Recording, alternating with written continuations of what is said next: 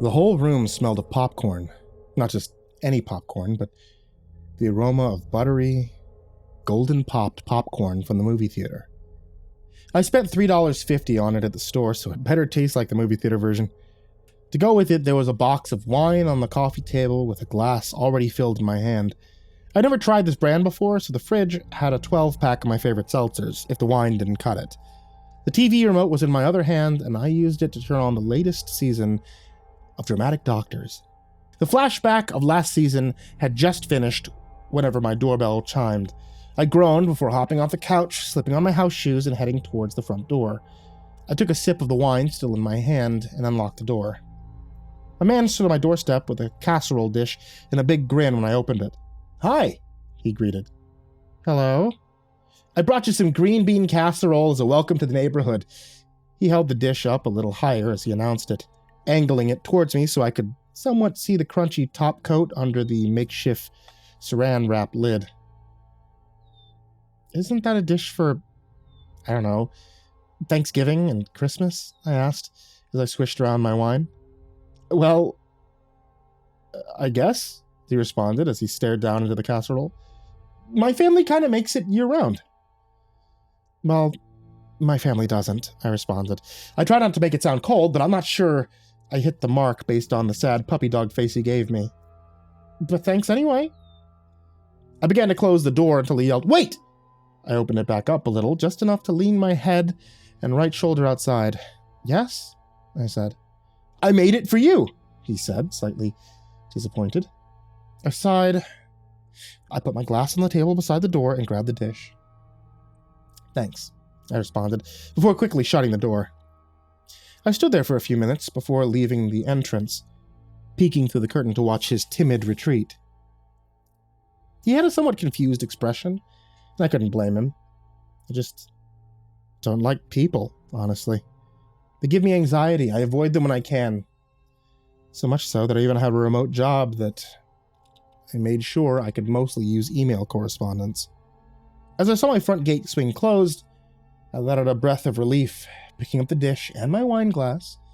I debated whether a plate was needed or if I could just grab a fork. I shrugged, and I headed toward the kitchen to fish the utensil out of the silverware drawer. I made my way back to my perch on the couch before digging in. I was half an hour into an episode whenever I heard a knock at my door. "Oh, for crying out loud!" I whisper-shouted. I stood up from the couch, wiped the casserole and popcorn crumbs off my shirt, and scurried towards the front door once more. I honestly expected to see the sad puppy dog dude standing there, but that wasn't what I opened my door to. What I opened my door to was a simple music box. It was a tiny little thing, with an even more delicate-looking ballerina attached to its top. She held a pinch pose, with legs straight in the air.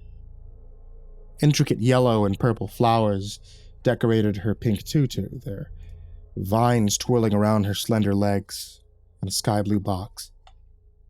Inside said box, once you lifted up the lid that the ballerina stood upon, there were tiny little trinkets such as children's costume jewelry, coins from random countries, and the sentence, "To my little ballerina, I will always love you," inscribed on the box's back interior wall.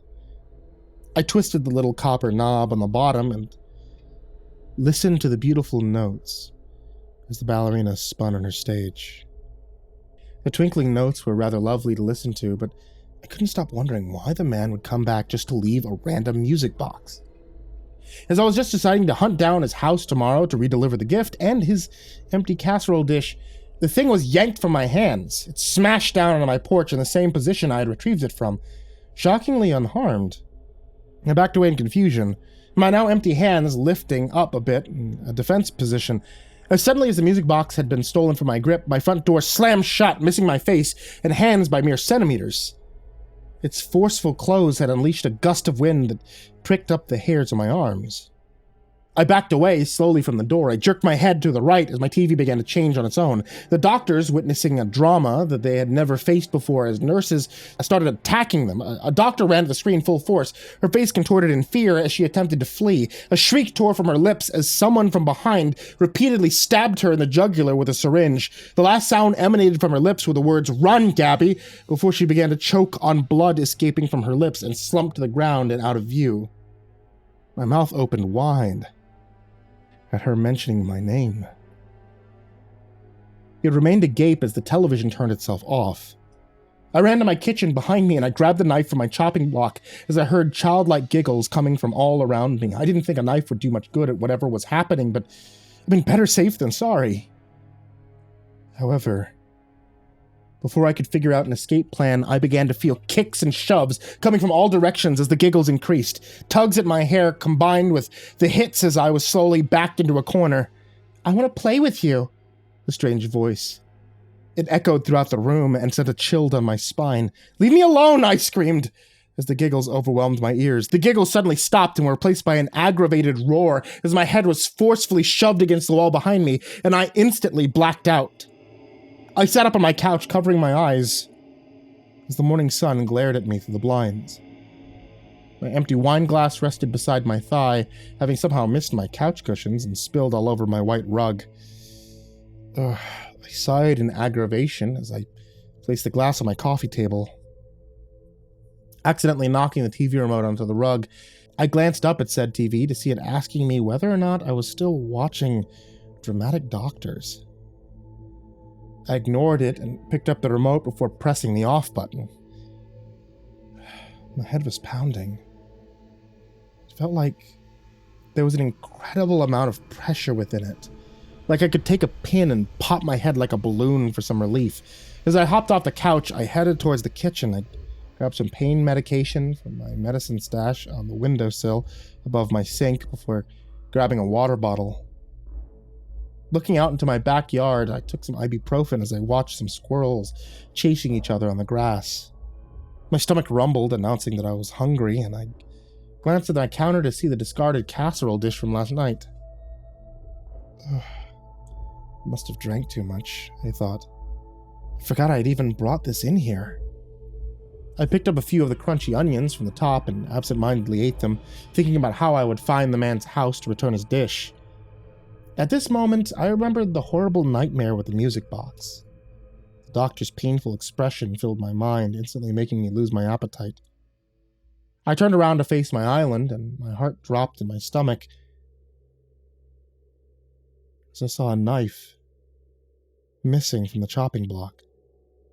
Without thinking if possible murderers or demons were present, I instantly began to dart around my house searching for the makeshift weapon. I looked under couch pillows, cushions, even under the couch itself.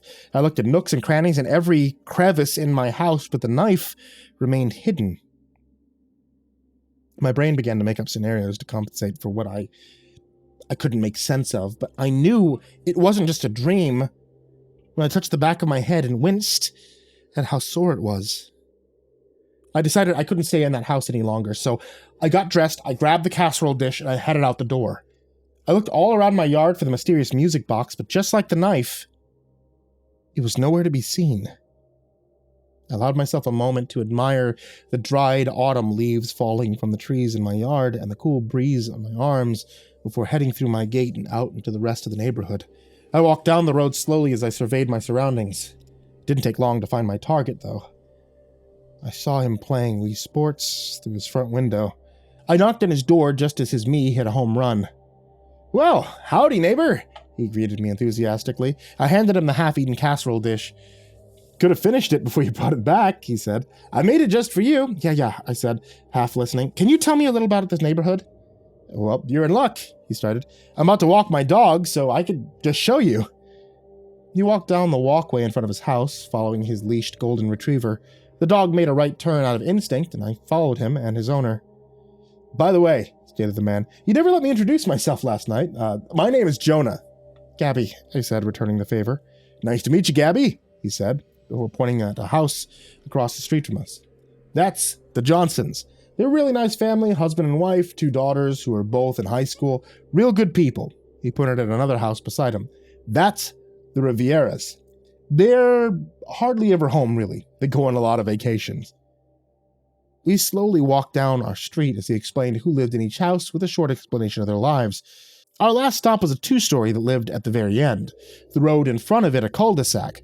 The house gave off an aura of gloom, despair, and darkness. It was a big and brooding thing with boards nailed over most of its windows. But I couldn't tell you whether it was to keep outsiders from looking in or to keep what was in from coming out. I could tell you that the mere sight had put me on edge and caused a trail of goosebumps to spring upon my limbs. It had a jungle of a yard full of weeds that were en route to dominating the porch after having already conquered the concrete walkway. That, combined with the stack of mail sitting in front of the front door and water falling out of the letter slot, led me to believe that the house's uncomfortable exterior were due to abandonment. "That place looks rough," I announced. Jonah's dog began to whimper as we stopped in front of the beastly house. It wouldn't stop until Jonah was kneeling down beside it with the animal's head burrowed under one arm like it was trying to hide from the house. "That house," started Jonah, "is the McFarlane house. Well, I jokingly call it the little Ballerina house." "Ballerina?" I asked, as images of the music box flashed through my mind. "Yeah, a little girl who lived there took dance classes every week," he explained. "I remember her dancing around their driveway in her little tutu all the way to the car," he said with a slight chuckle as he reminisced. "She was a sweet little thing." "Was?" His expression became a touch darker before he responded. "Yeah, it was. Her father was deployed whenever the accident happened. Something along the lines of her climbing a tree in her backyard while her mother was inside, and she was all the way up at the top and, fell.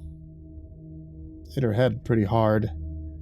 And, she never woke up."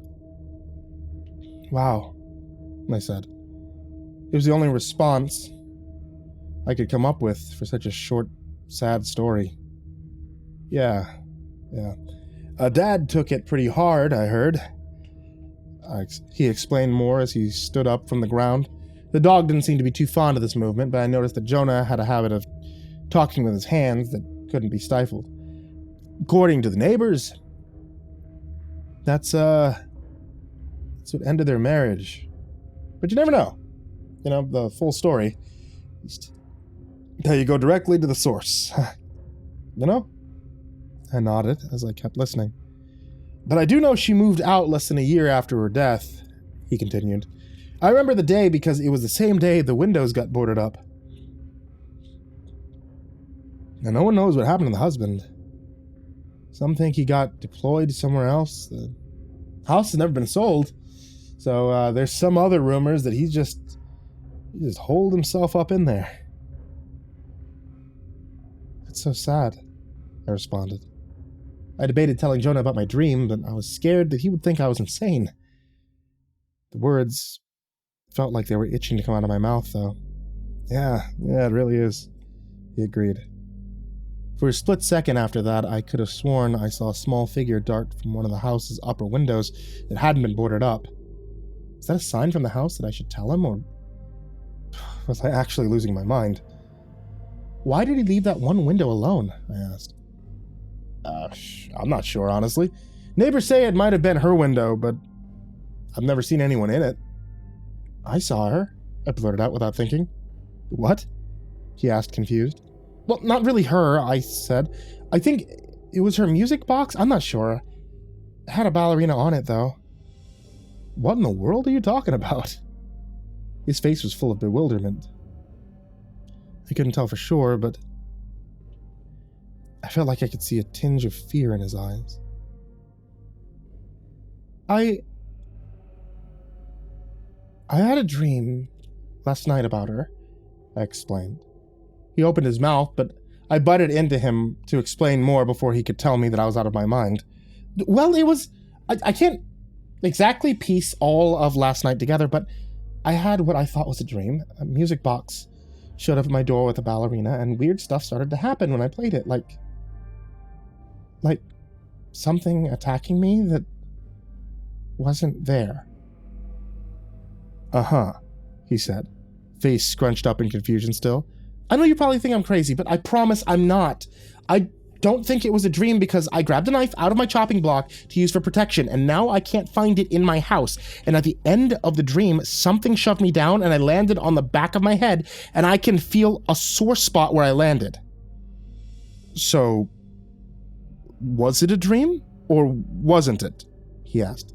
I'm not quite sure, I admitted while staring at the house. But how strange is it that I had a dream thing about a ballerina and there was a child laughing? Actually, now that I remember it. Did you watch any scary movies last night? No. There was a really weird episode of Dramatic Doctors. I think the ballerina did that too. You do realize you're not making a lot of sense, right? He asked me, but his dog began to whimper again before I could respond. He bent down and began to rub the dog on its head. Yeah, let's get you home, buddy, he said to it. We walked back to his house and stood on his porch while he let the golden back inside. Just come to my house tonight. I'll explain it better, I said. He nodded and said, I'll bring another casserole, before heading inside. And bring one he did. I don't know if the timing was intentional, but I heard my doorbell ring at precisely 5 p.m. This time, with a potato casserole waiting for me. The cheesy dish smelled heavenly, and was much needed after the last few hours I spent practically destroying my house searching for the knife. I still hadn't found it, leaving me absolutely dumbfounded. Instead of eyeing the monstrosity, Jonah immediately told me to sit down on the couch and headed for the kitchen. A few minutes later, after I had started up a new episode of Dramatic Doctors, he brought me a plate of casserole and a beverage. So, what's up with all this crazy ballerina stuff you talked about earlier? He said before blowing on a forkful of steaming hot casserole. I swear it's not crazy, I began explaining. And I don't think it was a dream either because I can't find the knife. I've been looking for it all day. Ah, okay, that's why your house looks the way it does, he decided before popping the bite of casserole in his mouth. Yeah, I kind of went overboard, I admitted. But it's driving me crazy that I can't find it because that means everything that happened last night must be true. Okay, tell me exactly what happened last night. I sighed before pausing the TV show and placing my plate on the table. I can't believe I'm telling you this, I admitted. I don't normally socialize, but I feel like I'm going to lose my mind if somebody doesn't believe me. Oh, I can tell you don't socialize. What's that supposed to mean? Well, I can't believe I'm telling you this, but you don't really have good conversational skills, he admitted. I stared at him, waiting for him to explain more. You're literally proving my point right now, was all he said. He got an eye roll as a response. Just tell me what happened, he said, before taking a sip of his drink. So I explained. I explained every last detail of last night down to the bloody battle featured on Dramatic Doctors. I tried to show on the strange episode, but it had apparently disappeared from the streaming platform altogether. You know this doesn't make your argument strong, right? Yeah, I responded, unable to hide my annoyance as I flipped through the movie selection to find something to watch. But I swear I'm not lying. I don't think you're lying, but I don't know, Gabby, he said with a shrug. I mean, there could be a million explanations. The sound of him slurping on his drink sent me into an even deeper aggravation, so I just didn't respond. I pressed play on a movie called Zombie Slayer before picking up my plate to dig in once more. Ding, called out my doorbell. It was heard in my dream, but I didn't budge from my position on the couch. It rang a few more times in quick succession, which woke me. My eyes shot to Jonah just as he woke up and met mine. He rubbed the sleep out of his eyes while yawning, jumping at the doorbell ring once more. I slowly got up from the couch while making a shh motion with my finger to my lips. I watched him roll his eyes before I began creeping towards the door. Before opening it, I grabbed the vase sitting on my table by the door, ready to bash any possible threat in the head, whether they were wearing a tutu or not. I lifted my arm while ignoring Jonah's pleas for me to calm down prepared for the worst. In one quick motion, I flung open the door to see... no one. Not even a music box. There are kids in the neighborhood that like to play ding-dong ditch. His voice was a possible explanation. I've been ditched many times before. I'm not so sure about that, I said. I peeked my head out of the door and glanced around my porch and yard. I didn't see anything, though, only the final rays of the day's sunlight. As I turned towards the couch, I accidentally bumped the vase against the table beside me. I quickly caught it, but the coating was too slick for my sweaty hands. It slipped from my hands and a loud bang came from the back door, causing us to jump. A cacophony of amused guffaws surrounded us, sounding like a demented kid in a candy store. Jonah jumped up from the couch and stood beside me. He tried to speak to me, but I couldn't understand what he was saying over how loud the laughter was. It became so powerful that I felt my eardrums would burst at any second, and I fell to my knees while covering my ears. I ground my teeth as sounds of glass breaking were heard from the kitchen. The uproarious laughter became breathless, becoming too uncontrollable. Plates began flying down the hallways, landing in piles of broken bits just before us. I looked up from my perch on the ground and saw an angry expression overtaking Jonah's face. He was about to head that way and follow the bait, but I grabbed his arm to stop him. As we were both looking towards the kitchen doorway, a knife flew towards me at a speed I could barely comprehend. It whizzed by my head, missing it by merely millimeters. The breath caught in my lungs, released at that moment, making me cough incredibly hard, and realizing I had forgotten to breathe. My eyes widened as I looked at the knife stuck in the wall behind me and realized it was my missing one. More sounds of dishes breaking continued to be heard, but the laughter had begun to die down, sputtering into robotic chunks. What do you want? I asked, voice shaking. The deep silence filled the house. No more sounds of glass breaking or laughter were heard, and it became so quiet I could hear a pin drop. We stayed frozen, standing between the doorway outside and my staircase. I debated latching onto Jonah's arm and dragging him out the door, but I was too afraid to move. A shift in the air sent me even more on edge, and I stepped backwards just a bit. A moment after I did, the cause of the change was before me and had flung me into the front door. A vicious grip was now around my throat, choking me as I was lifted off the ground. A crackling was heard around the house as all the light bulbs blew, leaving us in complete darkness minus the dull glow from the TV. I couldn't see my attacker, but I could smell rotting death. I want you, roared the figure. The windows in my living room and dining room were flung open so hard the glass had shattered, and I began to hear panicked screams coming from Jonah as another dark figure dashed past the window. Childish giggles floated through the window as the figure darted back and forth, running through the chirping cicadas. The grip on my throat was released, and I had a moment to breathe before the door behind me was opened. I fell flat on my back, knocking the rest of the air out of me. I heard the screams become more intense in front of me as I was dragged off my front porch and down the walkway. Kicking and screaming down the street as the overhead lamps illuminated our struggle. The only reason I knew Jonah was being carried with me was his cries for help. I tried to grab my captor's hands, but my hands were slapped away. I gave up trying as my shirt began to rise. I tried my best to hold it down, but the thin fabric tore from the amount of friction that it was being dealt. My skin was rubbed raw as I was dragged down the blacktop. I felt like it was being ripped off of my body in a stringy, disgusting mess, but I wasn't sure if that was possible. Our protests of pain did nothing to deter our captors. I'm not sure why I saw no lights being turned on and the windows or front doors opening, but it made me feel like we were the only ones in the world. It felt like an eternity before we made it to the house. Pain racked my spine even more as I felt grass, weeds, and rocks being burrowed in as I was pulled up the yard. My head bounced off the porch's wooden steps as we entered the premise, and I released a sigh of relief as I was discarded onto the floor like roadkill. However, my relief did not last long as I heard Jonah's screams begin once more. A dark figure was leaning over him as it repeatedly stabbed him in the neck, reminding me heavily of the doctor from the TV show's Death. Jonah's screams bounced off the walls and echoed through the room. Blood spurted from his body upon each impact as my eyes fluttered shut, and defeat took over my body. Everything was black for a while. The squeaking of a rusty wheel turning is what awakened me. I attempted to rub my head only to realize my hands were burning intensely. I slowly and painfully lifted one up a few inches from my face, the dark making it difficult to see, and I cried out in horror when I noticed a hook piercing through the middle of my palm. Wires were connected to the hooks, and I realized the noise of the turning wheels was coming from me each time I moved my arms.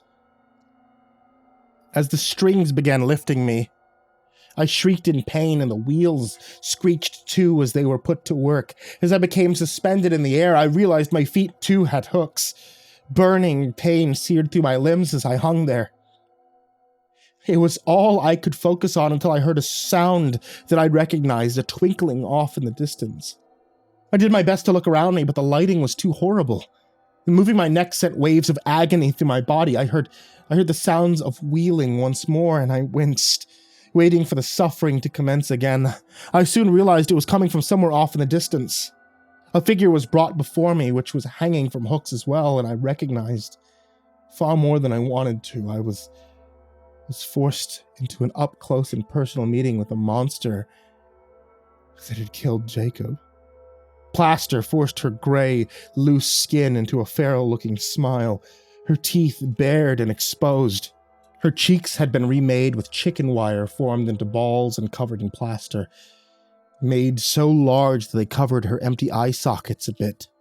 A dusting of cherry-red dust decorated the flaky white patches that still clung to the exposed wire, and dramatic fake eyelashes were placed upon the remaining skin of her eyelids.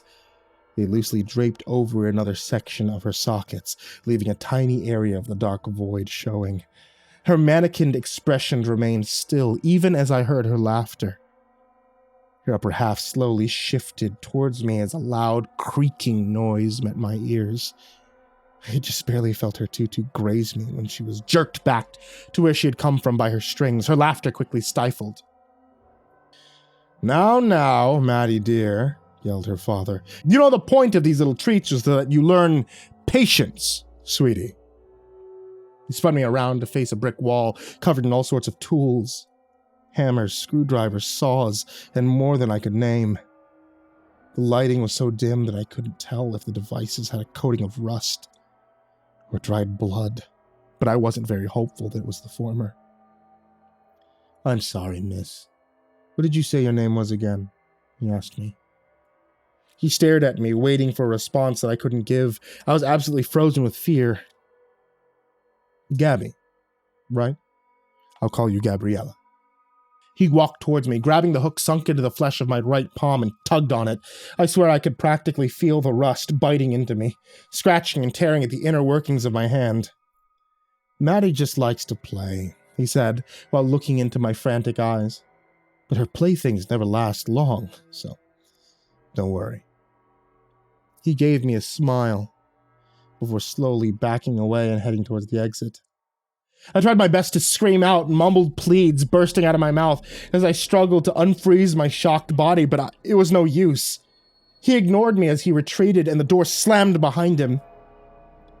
As I heard her giggles emanating from behind me, I mumbled begs for her to spare me. "Maddie, no," I screamed. Her laughter mixed with the grinding rust sounded worse than nails on a chalkboard. She slowly lifted one arm, and more pain coursed through my body as I struggled to lift my arm to cover her first attack. My mouth fell open to let out a scream, only for the noise to die down in my throat once I realized the item in her hand wasn't a weapon, it was a mirror. She was showing me myself. "What?" I gasped, choking a bit of my words. "What did you do to me?" White makeup was caked onto my face. Bright red lipstick and rosy red cheeks decorated it more. With thick fake eyelashes sitting on my eyelids, I noticed dark brown stains all over my shirt, so I looked down and realized it wasn't even a shirt. It was bandages wrapped around my body with spots of brown scattered around it. I feared that the section covering my back had more than just spots. Tears began to well up in my eyes as I realized I looked like the live version of Maddie. Barely alive, but more than her. I wanted a new friend, she croaked out. Her voice sounded somewhat robotic yet scratchy, like it hadn't been used in a while. Randomized chirps mixed with her words as if she couldn't quite figure out what tone to give off. Someone like me. I'm not like you, I responded, the tears beginning to flow down my face. You will be, she promised. Time to play, she said before emitting another set of giggles. Before I could ask what that meant, huge stage lights suddenly illuminated the room, finally showing how horrible I looked. The despair on the outside of the house was nothing compared to the inside. There were holes so gaping in the room's hardwood floor that I couldn't see anything but darkness below. Similar holes in the walls gave me glimpses into other dark rooms. Peeling and yellowed wallpaper surrounded the rest of the still intact wall, barely hanging on by a thread in some places. Brown splatters dotted the paper's design, and I knew that wasn't rust. The door opened once more as Mr. McFarland stepped back in and announced, "It's time for dance classes, girls." What? I asked. My question was answered as I was jerked up higher into the air and violently rocked up and down repeatedly. Blood began to pour from my aching wounds as tears ran down my face. I began to scream as I heard another body being wheeled up next to me. And I saw that it was Jonah's corpse. His head was nearly decapitated from the attack, hanging only by a sliver of skin and tendons. It hopped up and down as his wires controlled him. Maddie jumped willingly and giddily beside us as flakes of plaster ran down from her body. She mimicked traditional ballerina poses as her dad yelled something I couldn't hear over the music. "Please stop," I begged. "Please!" I begged and screamed until my voice gave out and I was ignored the whole time as dance class went on and on. I couldn't tell you when I left it. All I knew was 1 minute I heard a jarring mixture of Maddie's giggles and the nutcracker being played on an out-of-tune piano, and then I didn't.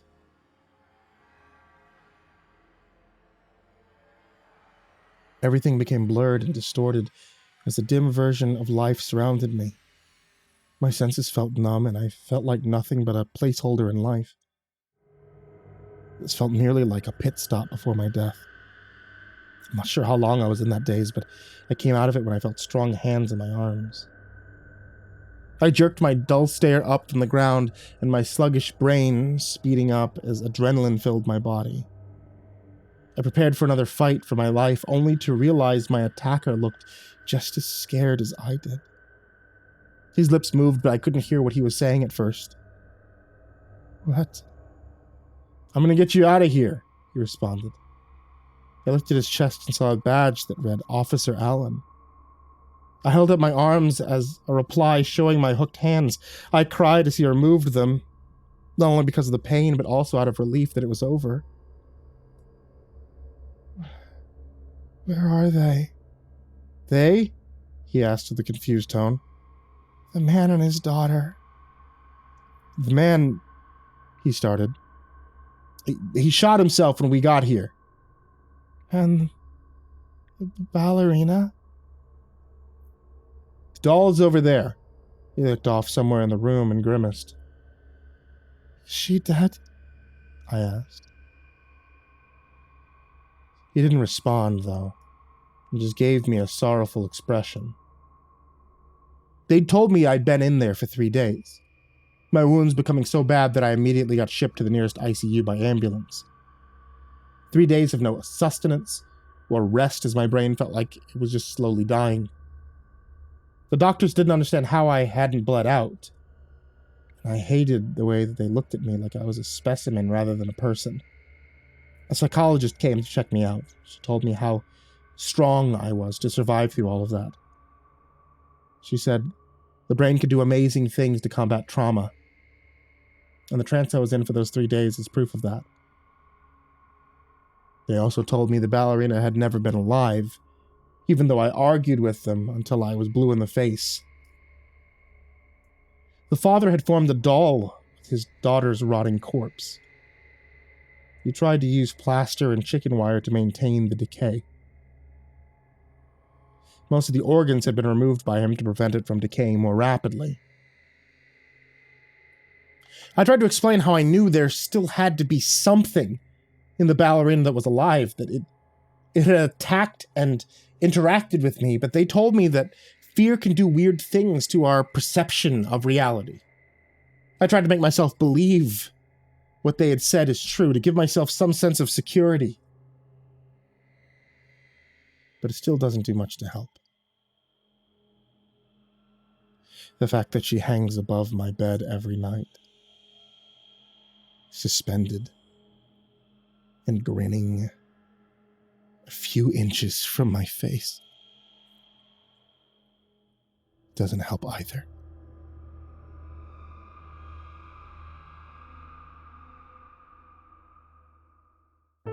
Hey there kids, it's me, MrCreepyPasta. I want to tell you thank you so much for watching today's video on YouTube or listening to today's episode of the podcast on the podcast, depending on where exactly you're listening or watching. If you're on YouTube, hey, I would very much appreciate it if you guys clicked the like on this video, if you guys left a comment of what your favorite story is, and if you guys hit that subscribe button. You can also hit the bell, but I don't know what that does, so I think it's broken still. But hey, it helps. And if you're on the podcast, I'd very much appreciate it if you hit subscribe on the podcast or like on the I don't know if you can like podcasts, but if you can, hey, that's something I'd appreciate. And of course, like always, I want to give a very big thank you to everybody who supports me at patreon.com/MrCreepyPasta. You guys, as always, are the main MVPs of this story, of every night's story, and you guys help me keep the lights on here. So, without further ado, I want to give a very big thank you to Jordan Alexander Sanchez, Stephanie Butler, Bobby Karman, Tonya Oran, Tristain Pelton, Chance Burnett, Diana Kraus, That One Guy, Lupita Galvan, That Creepy Chick, Tyler Fletcher, Rebecca Harper, MerkyMoo, Red Shadow Cat, Xavier the Cheyenne, Demyx, Shawn, Cadieu-baker, 6 Gay Rats in a Trench Coat, Turtleman, Rob Like Sharp Things, KhaosArts, Kryolinian, Milk and Miel, Zachary Graffius, Gorang Tramagasi, Maria Walker, Pain Gravy, Crazy Kid, Mr. Marcus Blitz, Aka Limchalk, Dirt Diver, Matt Bach, Jabbles Raz, Voice of Sand, Coffee Zombie, Matthew McNeese, Shelly J, Jeremy H, Raltazal, Ficomel, Nana, Nick Weaver, Deleted Account, Melted Lake, Tolly Sue, Guy Mara Ravenswood, William King, Darth Miver, Michael Ortiz, Satanic Aries, Nessie, Ronnie Hansen, Bardo Hawk 764, Lambda M98, Harley, Sashi Suzaku, Croconut 509, My Body Sounds Like Rice Krispies, Kaylee Ambrose, Suji Campbell, Frickin', Azarine Fox, Freddy Krueger, Nicholas Zaccardi, Happy Birthday Jason Wilson, Lisa Cottrell, Caspian, Hades Nephew, Tater Chip, Acid System, Prozac and Pancake Appreciation Society, Cryptic Nightmares, Kiwi the Sloth, Tommy Green, Fester's Lampshade, Guy Harbor, Nico Kyle, Rafael Rodriguez, The Ginger Bros, Aaron Stormcrow, Daniel Polson, and Corey Kenshin. As always, thank you guys so very, very much. Thank all of you who are in the description down below, and honestly, thank all of you that can give anything, even when it comes down to just $1. I appreciate you guys very, very much. I love all of you, and I love all of you out there who are listening, liking, subscribing, doing all that good jazz. Sweet dreams.